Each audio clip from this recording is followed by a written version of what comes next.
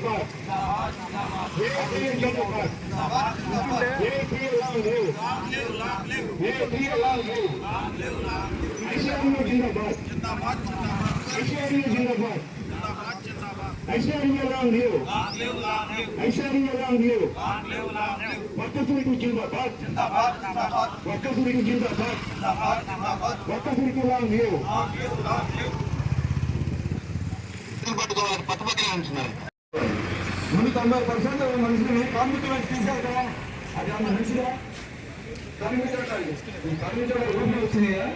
అనేక మంది అనేక కాలాలు 100 సంవత్సరాలు బ్రిటిష్ గవర్నమెంట్ ఉన్నప్పటి నుంచి మన బ్రిటిష్ పెట్టుకుని చెప్పవచ్చింది. బ్రిటిష్ మన దేశంలో కాక మన 62 విదేశాలను బయటికి మా దేశంలో పరిపాలించడం వల్ల మా దేశ సంక్షేమం మన రాజ్యాంగంలో రాష్ట్రం చెప్పాలని కాంగ్రెస్ ఆర్థిక అసమానత, ఆర్థిక సమానత, రాజకీయ సమానత, సామాజిక సమానత ఎట్లా వస్తాయి? ఈ దేశం ఈ ప్రభుత్వం ఈ దేశానికి ఉపయోగపడితే వస్తాయి. మన దాఖలు ప్రతి దేశాలు మన దేశం ఉపయోగపడితే వస్తాయి. ఉపయోగించడం వస్తాయి. కాంట్రాక్ట్ ఇన్వెస్ట్మెంట్స్ ఎందుకు ఎందుకు వస్తాయి? ఎవరో కంపెనీ పెట్టేది మన సామాజిక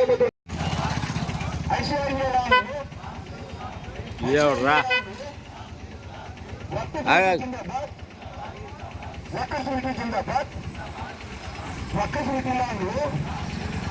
वक्फ मलेशियन प्रेसिडेंट जिंदाबाद मलेशियन प्रेसिडेंट जिंदाबाद मलेशियन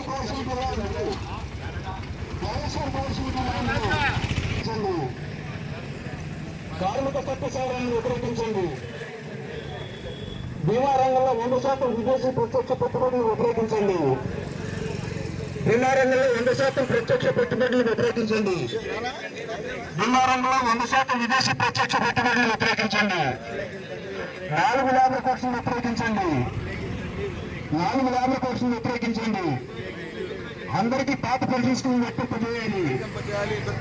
అందరికీ పాత పెన్షన్ స్కీమ్ వర్తింపజేయాలి. అందరికీ పాత పెన్షన్ స్కీమ్ వర్తింపజేయాలి.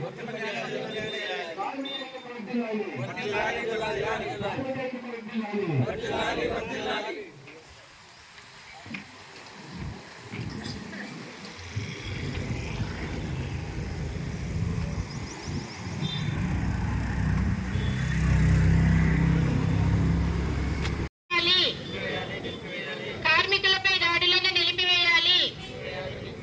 కార్మిక వ్యతిరేక లేబర్ కోడ్లను ఆపాలి. కార్మిక వ్యతిరేక లేబర్ కోడ్లను ఆపాలి. APM జిందాబాద్ APM లాంగ్ లివ్ APM జిందాబాద్ APM లాంగ్ లివ్.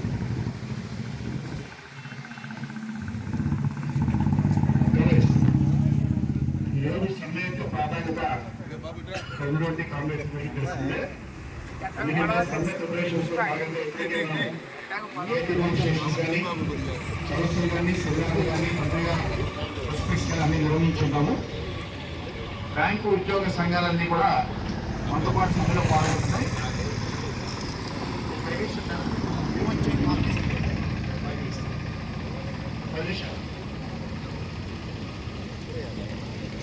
ఈ కార్యక్రమాన్ని మనం స్టార్ట్ చేసుకుని ఇన్ఫర్మేషన్ షేర్ చేసుకోవడం భాగంగా మన నాయకత్వంలో చాలా మంది పెద్దలు కూడా వచ్చిన్నారు.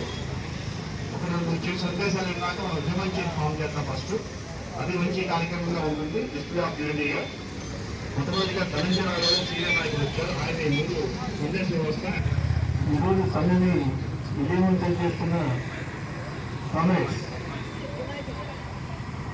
దేశవ్యాప్తంగా సమ్మె విజయవంతమైందని చెప్పడానికి ఒక ఉదాహరణగా నేను చెప్పదలుచుకున్నాను. 87 సంవత్సరాల వయసు ఉన్నటువంటి కామ్రేడ్ ఎంఎస్ఆర్ సింగ్ 4 లేబర్ కోడ్లకి సంబంధించి తీవ్రమైన వ్యతిరేకత తెలియజేస్తూ జాతీయ కార్మిక సంఘాలు, అలాగే ఇన్సూరెన్స్, బ్యాంకింగ్ వంటి అనేక స్వతంత్ర ఫెడరేషన్లు, సంఘటిత అసంఘటిత రంగ కార్మికులు, ఉద్యోగులు పెద్ద ఎత్తున దేశవ్యాప్త సమ్మెకు పిలుపునిచ్చిన విషయం మనందరికీ తెలిసిందే. నిజానికి అందరికీ ముఖ్యంగా ఈ సమ్మె యొక్క ముఖ్య ఉద్దేశం ఏదైతే సంవత్సరాల తరబడి త్యాగాలు చేసి, పోరాటాలు చేసి, ఉద్యమాలు చేసి సాధించుకున్నారో ఆ హక్కులన్నింటినీ కూడా ఈ కేంద్ర ప్రభుత్వం ఈరోజు హరించి వేస్తోంది. 29 కార్మిక చట్టాలు ముఖ్యమైనవి ఏవైతే ఉన్నాయో, పారిశ్రామిక వివాదాల చట్టం ఉండొచ్చు, కనీస వేతనం చట్టం ఉండొచ్చు, గ్రాడ్యుయేట్ అయి ఉండొచ్చు, పని ప్రదేశాల్లో ప్రమాదం జరిగినప్పుడు కంపెన్సేషన్ ఉండొచ్చు, యూనియన్ పెట్టుకునే హక్కు అయి ఉండొచ్చు, ఏదైనా అనేక 29 చట్టాలు త్యాగాల ద్వారా 100 సంవత్సరాల పాటు సాధించుకుంటే ఆ 100 సంవత్సరాల త్యాగాల యొక్క పోరాటాల యొక్క చట్టాలని అన్నిటినీ రద్దు చేసి కేవలం 4 లేబర్ కోడ్లుగా మారుస్తున్నామని చెప్పి కేంద్ర ప్రభుత్వం నోటిఫికేషన్ ఇచ్చింది. ఇది మొత్తం కార్మిక వర్గాన్ని బానిసత్వంలోకి నెట్టడం తప్ప ఇంకోటి కాదని చెప్పి కార్మిక వర్గంగా ఈ ప్రభుత్వాన్ని ప్రశ్నిస్తున్నాం. అలాగే వెంటనే లేబర్ కోడ్లను రద్దు చేయాలని చెప్పి, కార్మిక చట్టాలను పునరుద్ధరించాలని చెప్పి కూడా డిమాండ్ చేస్తున్న ఈ సమ్మె సందర్భంగా కార్పొరేట్ల యొక్క తీవ్రమైన ఒత్తిడికి లొంగి, అంతర్జాతీయ ద్రవ్య పెట్టుబడి యొక్క ఒత్తిళ్ళకి లొంగి, షరతులకు లొంగి విదేశాలకి దాసోహమైనటువంటి ప్రభుత్వం మొత్తం కార్మిక వర్గాన్ని, ఉద్యోగ వర్గాన్ని యాజమాన్యానికి అనుకూలంగా మీరు పనిచేయాలి అని చెప్పి చెప్పడం అనేది మరోసారి మొత్తం బానిసత్వంలోకి నెడతం తప్ప ఇంకోటి కాదని చెప్పి కూడా తెలియజేస్తూ, పని గంటలకు సంబంధించి, అలాగే సెలవులకు సంబంధించి, మహిళల యొక్క డ్యూటీలకు సంబంధించి, మహిళల షిఫ్ట్లకు సంబంధించి అసలు కార్మికుడికి భద్రత లేని పరిస్థితి తీసుకొచ్చారు. ఇవాళ ఏ భద్రత ఉండకూడదు, ఎప్పుడు పని చేయమంటే అప్పుడు పని చేయాలి, ఎప్పుడు పని లేదంటే అప్పుడు వెళ్ళిపోవాలి, హైర్ అండ్ ఫైర్ సిస్టమ్, అలాగే ఉద్యోగ భద్రత లేదు, there is no permanency of job, శాశ్వత ప్రాతిపదికన ఉద్యోగ నియామకాలు లేవని చెబుతున్నారు. ఇవాళ పనుంటే పని చేయడం లేదని చెబుతున్నారు. ఇవాళ ఏ హక్కు, ఏ చట్టం అనేది వర్తింపజేయరు. యాజమాన్యానికి అనుకూలంగా పనిచేయ ఆఫ్ డూయింగ్ బిజినెస్ అంటే వ్యాపారాన్ని సరళీకరణ చేయడం తప్ప ఇంకో పద్ధతి లేదంట.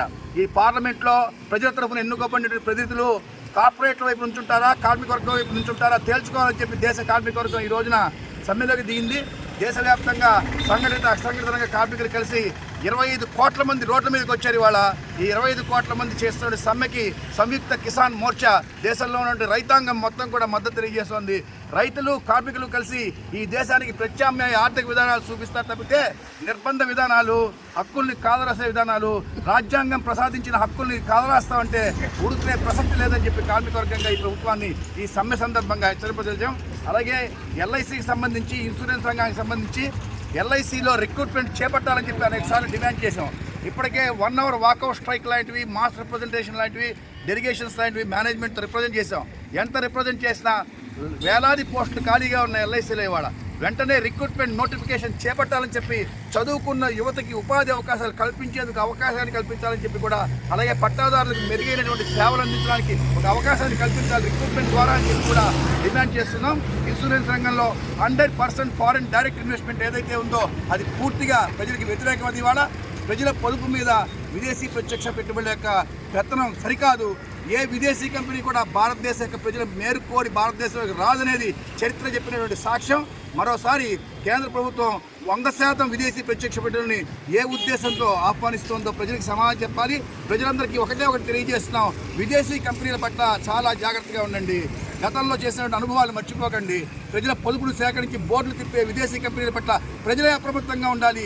విదేశీ పెత్తనానికి లొంగినటువంటి ప్రభుత్వ విధానాన్ని ప్రశ్నించాలి.